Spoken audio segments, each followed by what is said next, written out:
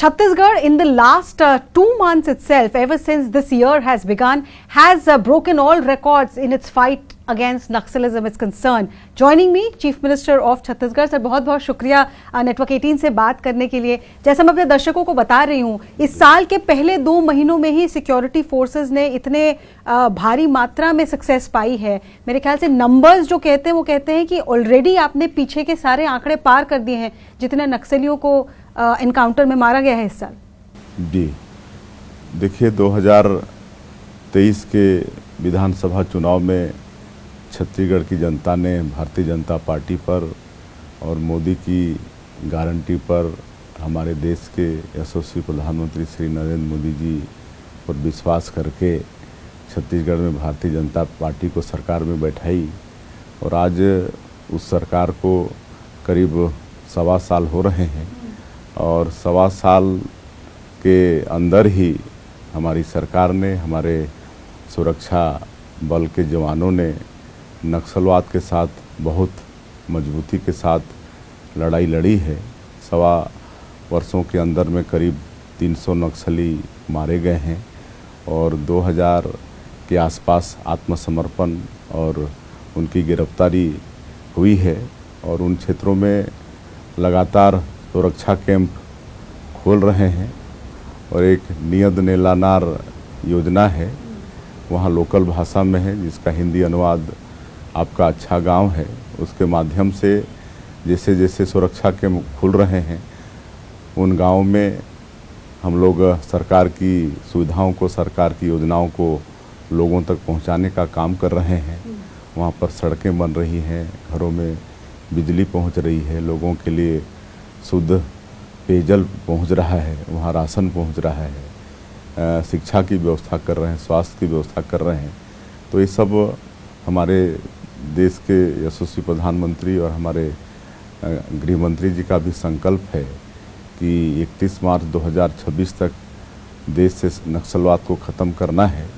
तो उस दिशा में हम लोग अपने सुरक्षा बल के जवानों के माध्यम से आगे बढ़ रहे हैं. सर, जैसा आपने कहा पिछले 1.25 साल में ऑलरेडी मेरे ख्याल से जो आंकड़ा आप बता रहे हैं कि 300 से ज़्यादा मारे जा चुके हैं. बट इस साल 2025 में ही अगर मैं बात करूं, अभी 31 नक्सलियों को एनकाउंटर में आपने सिक्योरिटी फोर्सेस ने उनको एनकाउंटर में ख़त्म किया है. एक जो चेंज हम लोग देख रहे हैं वो था, पहले सीआरपीएफ ऑपरेशंस प्लान करती थी, अब छत्तीसगढ़ पुलिस खुद लीड ले रही है, खुद जाकर जंगलों में एनकाउंटर, चाहे वो बीजापुर का नेशनल पार्क एरिया हो, चाहे कांकेर हो, चाहे बाकी इलाके हो. तो ये क्या चेंज आया है और छत्तीसगढ़ पुलिस के लीड लेने से क्या बदला है ग्राउंड पे, क्योंकि शायद वो भाषा भी जानते हैं, वो टोपोग्राफी भी जानते हैं. जी, निश्चित रूप से लोकल हमारे जो वहाँ के युवा हैं, बेटा बेटी हैं, उनको सुरक्षा में लेने से इसका निश्चित रूप से फ़ायदा हुआ है.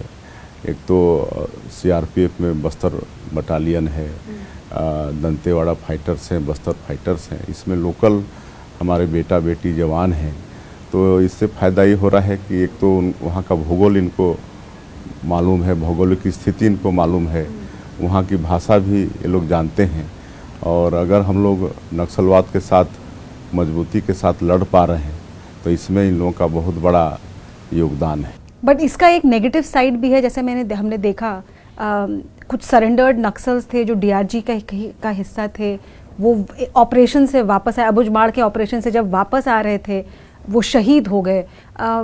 तो ये जो कैजुअलिटीज़ हो रही हैं, ये भी आप लोग मान के चल रहे हैं कि ये एंटी नक्सल ऑपरेशन का ये एक डाउन साइड है. देखिए, अगर पिछले वर्षों में जाएंगे और हमारी सरकार के 1.25 साल में जाएंगे तो सरकार की तरफ से कहें या सुरक्षा बलों की जो कैजुअलिटी हुई है उसकी संख्या बहुत कम है आगे के बनिस्पत. और इतनी बड़ी लड़ाई लड़ रहे हैं तो कहीं छोटा मोटा इस तरह से होना तो स्वाभाविक है. लेकिन पिछले दिनों में दोनों तरफ से मतलब अपने जवानों की भी कैजुअलिटी काफ़ी संख्या में होती थी, लेकिन अब काफ़ी सतर्क हैं हमारे जवान भी और इस समय कैजुअलिटी की संख्या बहुत कम हो रही है. कोई अंदाज़ा इंटेलिजेंस एजेंसीज ने लगाया है कि अभी तक कितने नक्सली छत्तीसगढ़ में एक्टिव हैं, खास तौर पे जो पॉलिट ब्यूरो के मेंबर्स हैं, जो टॉप लीडरशिप है नक्सलियों के, कितने होंगे अभी भी जो एक्टिव? देखिए कि तो जैसे मैंने कहा कि हमारे आदरणीय प्रधानमंत्री जी और आदरणीय गृह मंत्री जी का संकल्प है कि 31 मार्च 2026 तक नक्सलवाद को इस देश से ख़त्म करना है। और आज नक्सलवाद का ज़्यादा मतलब हिस्सा आज छत्तीसगढ़ के अंदर में है। कहीं ना कहीं अगर जैसे माननीय गृह मंत्री जी बीच बीच में कई बार उनका छत्तीसगढ़ जाना हुआ है, बैठक लिए हैं और हम भी उस बैठक में रहते हैं, तो मुझे जानकारी है कि पूरे देश का करीब 77% नक्सलवाद आज भी है छत्तीसगढ़ के अंदर में, और बाकी 23% नक्सलवाद जो छत्तीसगढ़ के चारों तरफ जुड़े हुए हैं, 6-7 राज्य वहाँ पर है। तो ज़्यादा लड़ाई हम लोग को छत्तीसगढ़ में ही लड़नी है और हम लोग लड़ रहे हैं। हिडमा के गांव तक आप लोग पहुंच गए हैं, उनकी माताजी को भी छत्तीसगढ़ सरकार ने आधार कार्ड दिया, और साइकोलॉजिकली बहुत बड़ा इम्पैक्ट है जब सबसे बड़े नक्सली कमांडर के गांव तक अब आप पहुंच जाएं। बट हिडमा को कितना कॉन्फिडेंट है छत्तीसगढ़ पुलिस या सिक्योरिटी फोर्स की हिडमा भी आपके कब्जे में बहुत जल्दी आ जाएगा? कहाँ है हिडमा कुछ अगर? देखिए, हिडमा का जो गांव है पुवर्ती, वहाँ भी सुरक्षा कैंप खुल चुका है और वहाँ के लोगों को भी सरकार की सारी सुविधाएं मिल रही हैं। और यहाँ तक कि हिडमा की जो माता जी हैं वो भी अस्पताल में आकर स्वास्थ्य लाभ ले चुकी हैं, और हिडमा बहुत दिनों तक बच नहीं पाएगा। हमारे सुरक्षा बल के जवान अंदर के क्षेत्रों में भी लगातार प्रवेश कर रहे हैं और अंत में हिडमा का भी खात्मा अवश्य होगा। मतलब आप लोगों को जानकारी है कि वो कहाँ है? हमारा जो तंत्र है प्रदेश का, वो सब लगातार उसके पीछे काम करने में लगे हुए हैं। सर, ये जो जगह है अबूझमाड़, नाम ही अबूझमाड़ है, जहाँ कभी कोई सरकारी तंत्र पहुंचा नहीं था, बट इस साल आप लोग पहुंच गए हैं। कैसे हुआ ये? आप अगर कुछ बता पाएं कि ये कैसे संभव हुआ? देखिए, अबूझमाड़ जैसे आप ही ने कहा, अबूझमाड़ कहने से अबूझ जिसको कोई बूझ नहीं पाए, तो ऐसा लंबा चौड़ा एरिया में अपना डेंस फॉरेस्ट फैला हुआ है, जहाँ पर आज भी गांव अंदर में है, तो अनसर्वर्ड गांव है, सर्वे नहीं हुआ है, वहाँ रास्ता नहीं है। लेकिन अब लगातार जैसे मैंने कहा कि डबल इंजन की सरकार का भी लाभ मिल रहा है। बराबर हमारे आदरणीय गृह मंत्री जी जाके सुरक्षा बलों के कैंप में जा रहे हैं, उनके साथ बैठक कर रहे हैं और उनके साथ भोजन कर रहे हैं, तो उनका उत्साह लगातार बढ़ रहा है।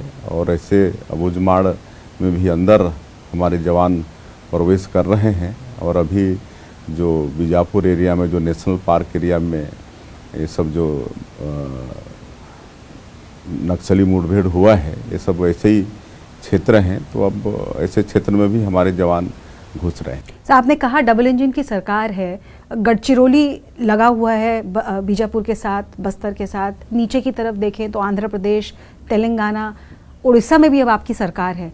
तो उड़ीसा में अपनी सरकार, महाराष्ट्र में आपकी सरकार, आंध्र प्रदेश में आपके एलआई की सरकार, तो ये सब लोगों का एक साथ आना भी क्या बहुत बड़ा एडवांटेज है? जी, इसका भी बड़ा लाभ है। जो जेटीएफ बनाकर जो काम कर रहे हैं, जॉइंट टास्क फोर्स बनाकर जो काम कर रहे हैं, हर जो नक्सली प्रभावित प्रदेश हैं वहाँ के जवानों के साथ भी मिलकर जो ये अभियान चल रहा है, उसका भी बहुत फायदा नक्सलवाद की इस लड़ाई में मिल रहा है। कैसे? मतलब पहले वो छत्तीसगढ़ में कुछ करके किसी और राज्य में भाग जाते थे? बिल्कुल, आपने सही कहा कि छत्तीसगढ़ में वारदात करके निकटवर्ती प्रदेश में भाग जाते थे, तो इससे उनकी सुरक्षा हो जाती थी। लेकिन अब चूंकि जॉइंट टास्क फोर्स के माध्यम से काम कर रहे हैं, तो अब उनको मौका मिल नहीं रहा है। तो नक्सलवाद को समाप्त करने के लिए सिर्फ नक्सलियों को मारना शायद काफ़ी नहीं होगा, उस आइडियोलॉजी को ख़त्म करना भी शायद ज़रूरी होगा। उसके लिए मेरी समझ से डेवलपमेंट एक इम्पॉर्टेंट क्राइटेरिया है। एक वक्त था जब आप मेंबर ऑफ पार्लियामेंट थे यहाँ पे, और आपके घर को मिनी एम्स कहा जाता था, क्योंकि बहुत सारे लोग छत्तीसगढ़ से आपके घर पे आते थे, यहीं एम्स के पास जहाँ हम इस वक्त बैठे हैं, इलाज के लिए। पर अब आप ऐसा क्या कर रहे हैं कि उनको यहाँ तक ना आना पड़े, इलाज की सुविधा चाहे वो सुकमा में हो, चाहे बीजापुर में हो, कहीं पे भी उनको मिल पाए, क्योंकि डेवलपमेंट का एक बड़ा हिस्सा इलाज भी है। देखिए, हम लोगों का उद्देश्य नक्सलियों को सिर्फ मारना नहीं है। हम लोगों ने तो आह्वान किया है कि आप सब लोग शस्त्र छोड़कर आत्मसमर्पण करो और विकास की मुख्य धारा से जुड़ो, और इसका परिणाम है कि हजारों की संख्या में जुड़ भी रहे हैं और उनके साथ अच्छा पुनर्वास सब भी उनको दे रहे हैं, उनका स्किलिंग का प्रयास कर रहे हैं। तो ये सब प्रयास हो रहा है। उनको बोल रहे हैं कि भाई आप अगर बोली से मानोगे तो सरकार भी बोली से बात करेगी, और अगर बोली नहीं मान के आप गोली की ही भाषा अख्तियार करोगे तो सरकार गोली का जवाब गोली से भी देगी। और हम लोग आज भी चाहते हैं, और आज के माध्यम से भी हम फिर कहना चाहेंगे कि सरकार का उद्देश्य ये नहीं है कि उनको मार दें। अगर वो विकास की मुख्य धारा से जुड़ना चाहते हैं तो आत्मसमर्पण करेंगे, उनके साथ न्याय होगा।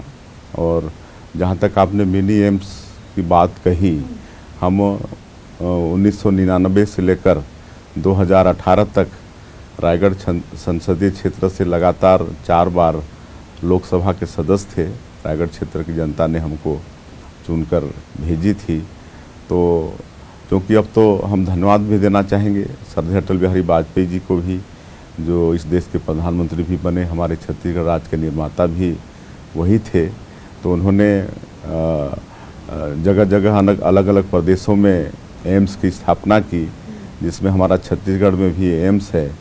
तो नहीं तो पहले रायपुर में एम्स है, नहीं तो पहले होता था कि पूरे देश के लोग दिल्ली आते थे एम्स में इलाज कराने के लिए, और इतनी भीड़ होती थी कि हम लोग को जो सांसद के नाते फ्लैट मिला हुआ था उसमें जगह नहीं होती थी। तो पूरे तरफ लोग ही दिखते थे और उनका इलाज हम लोग कराते थे प्रधानमंत्री राहत कोष से। और प्रदेश में भी हम लोग की सरकार थी कुछ वर्षों तक, 15 वर्षों तक, तो वहाँ से भी सहयोग लेके यहाँ इलाज कराते थे। तो हमारे प्रदेश से ही राज्यसभा सांसद थे, लोकसभा से भी सांसद थे दिलीप सिंह जूदेव जी। कभी कभी अचानक हमारे फ्लैट में आते थे और वहाँ का पूरा दृश्य देखकर बोलते थे कि तुम अपना फ्लैट को मिनी एम्स बना रखे हो।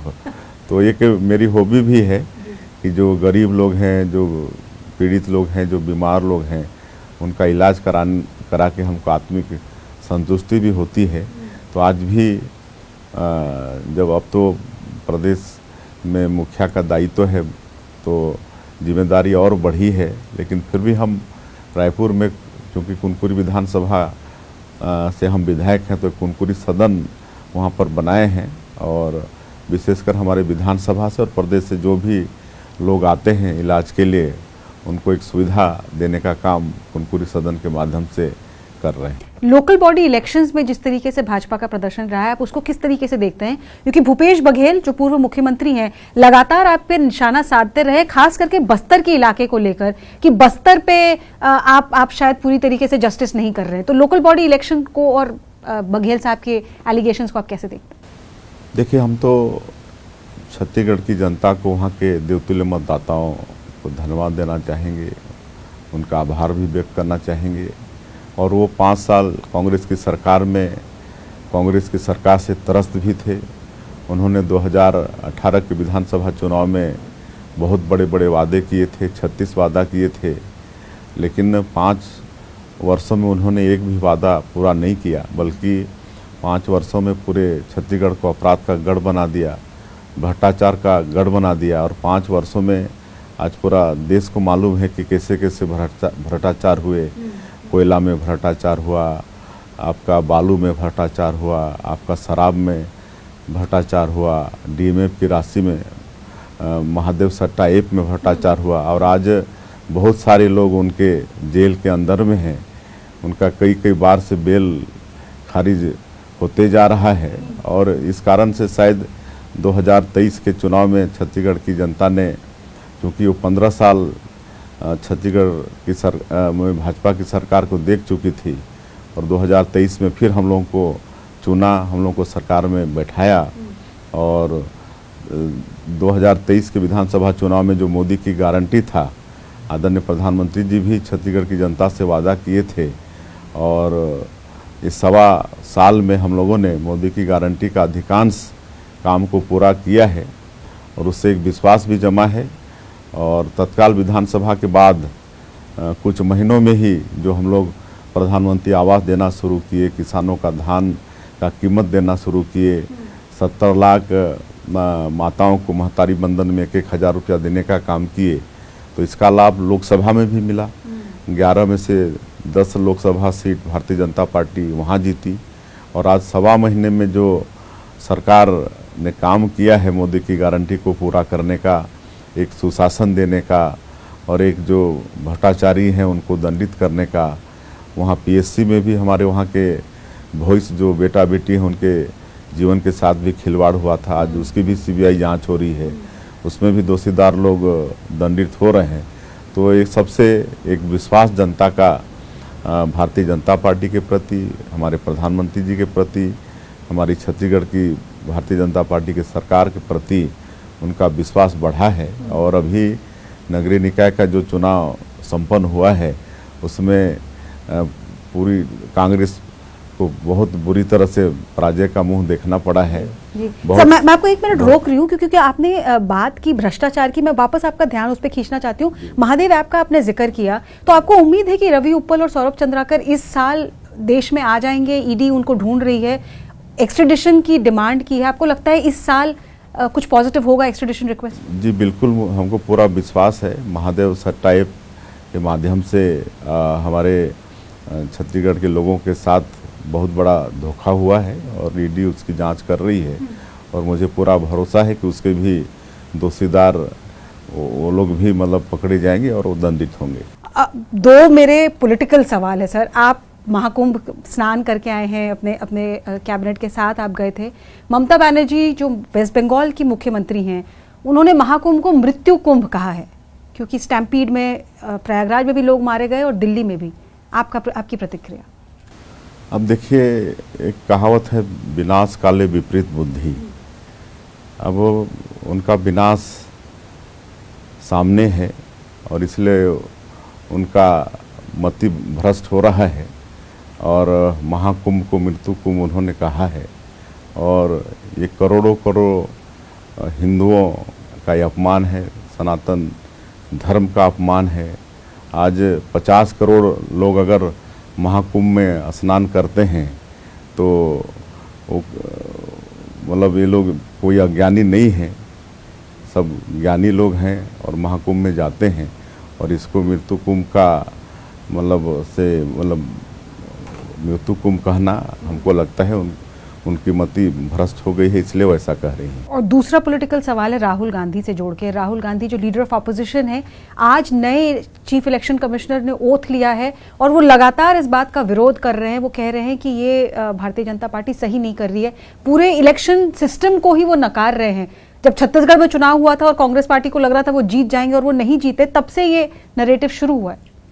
अब कांग्रेस का तो ये संस्कृति है कि जब जब मतलब उनके पक्ष में अहित होता है तो कभी वो ईवीएम पर भी दोष लगाते हैं, कभी संविधान की भी वो लोग दुहाई देते हैं। तो ये तो उनकी संस्कृति है, कोई उनके पास विषय नहीं रहता है, बचाव का कोई तरीका नहीं रहता है, तो अनर्गल इस तरह से कोई ना कोई दोषारोपण वो लोग करते हैं। तो आपको लगता है कि कोर्ट में भारतीय जनता पार्टी की जो सरकार है उन्हीं की वजह होगी? आपको ऐसा लगता है क्योंकि वहाँ चैलेंज किया है? जी बिल्कुल बिल्कुल, भारतीय जनता पार्टी हमेशा सही मार्ग पर चलने वाली पार्टी है और जो भी निर्णय होते हैं सोच समझ के होते हैं, तो निश्चित विजय होगी। मेरा आखिरी सवाल है सर, यूएसएड एक ऑर्गेनाइजेशन है जो ट्रंप सरकार ने जिसको फ्लैग ऑफ किया है कि $21 मिलियन उन्होंने भारत को दिया, बहुत सारे एनजीओज को दिया। ऐसे बहुत सारे एनजीओज छत्तीसगढ़ में भी काम करते आए हैं। ऐसे आरोप लगे हैं कि जो रिलीजियस कन्वर्जन का मामला है छत्तीसगढ़ में, उसमें भी शायद एनजीओज का कोई हाथ है। तो रिलीजियस कन्वर्जन को लेके, एनजीओ सेक्टर का छत्तीसगढ़ में काम करने को लेकर और ये जो यूएसएड को लेकर कंट्रोवर्सी है, इसके बारे में आप हमारे दर्शकों को क्या बता सकते हैं? देखिए, एक तो हमारा ये देश धर्मनिरपेक्ष देश है, व्यक्ति स्वेच्छा से कोई भी धर्म मान सकता है। लेकिन आज कहीं अशिक्षा का, कहीं गरीबी का, या कहीं चंगाई का, या कहीं लोभ प्रलोभ के माध्यम से किसी को ज़बरदस्ती उसका धर्म परिवर्तन कराते हैं। मैं समझता हूँ ये कतई ये उचित नहीं है और ये बिल्कुल ही नहीं होना चाहिए। लेकिन आज कई एजेंसियाँ इस तरह की काम कर रही हैं जो विदेशों से सहयोग लेकर वो हमको लगता है कि हेल्थ एजुकेशन के नाम से सहयोग वहाँ से प्राप्त करते हैं, लेकिन उसकी आड़ में यहाँ पर ऐसे जो लोग हैं उनके बीच में भ्रम फैलाकर प्रलोभन देकर चंगाई के माध्यम से उनका धर्म परिवर्तन कराते हैं। ये कतई भी उचित नहीं है और इसका सही सही जांच भी होना चाहिए कि अगर बाहर से इनको सहायता प्राप्त हो रहा है जिस मकसद से, तो मकसद में वो खर्चा हो रहा है कि नहीं, देखना चाहिए। बहुत बहुत धन्यवाद विजुदेव साय जी हमारे दर्शकों से बात करने के लिए। Chhattisgarh chief minister there assuring the people of Chhattisgarh, assuring the people of Bastar that development is on track and all those CPI Maoist cadres who want to surrender are welcome to the mainstream. आपका भी धन्यवाद।